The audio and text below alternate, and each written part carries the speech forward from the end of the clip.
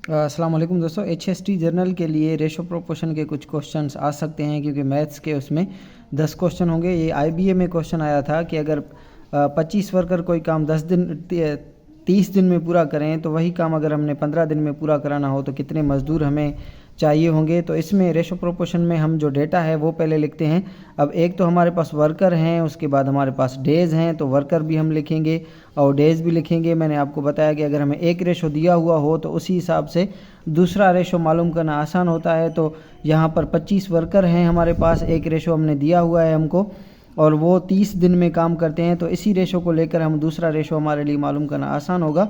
और दूसरा हमें ये दिया हुआ है कि 15 दिन में अगर वो हमने काम कराना हो तो कितने वर्कर दरकार होंगे, जिसका हमें नहीं पता हो मैथ्स में हम उसको एक्स रखते हैं। अब इसमें एक डायरेक्ट प्रोपोर्शन होता है, दूसरा इन्वर्स होता है। अब इसमें हम देखेंगे कि इनका ताल्लुक आपस में डायरेक्ट है या इनका जो आपस में ताल्लुक है वो इन्वर्स है। डायरेक्ट ताल्लुक वो होता है कि अगर हम एक वैल्यू क्वांटिटी को बढ़ाएं तो दूसरा भी खुद ब खुद बढ़ जाए, तो वो डायरेक्ट प्रोपोर्शन है। अगर हम एक वैल्यू बढ़ाएं और दूसरा कम हो जाए तो वो इन्वर्स प्रोपोर्शन है। अब अगर हम वर्कर बढ़ाते हैं तो दिन जो है वो कम हो जाएंगे, क्योंकि ज़्यादा वर्कर होंगे तो दिन में जो है वो कम दिन लगेंगे काम में।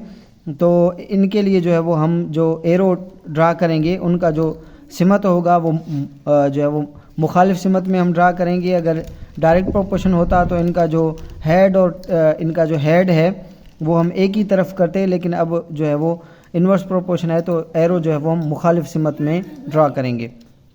अब इसके हम टेल से लिखना शुरू करते हैं।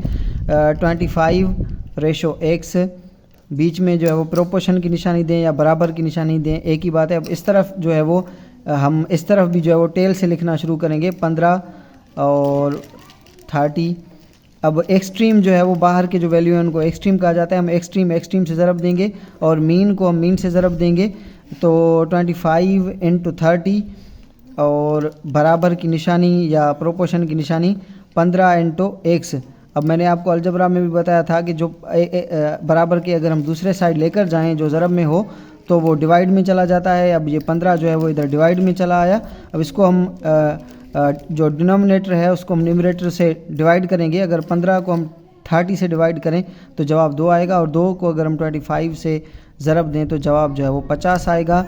यानी अगर 25 वर्कर होंगे तो 30 दिन में काम करेंगे, अगर 50 वर्कर होंगे तो वो काम जो है वो 15 दिन में हो सकता है। Thank you.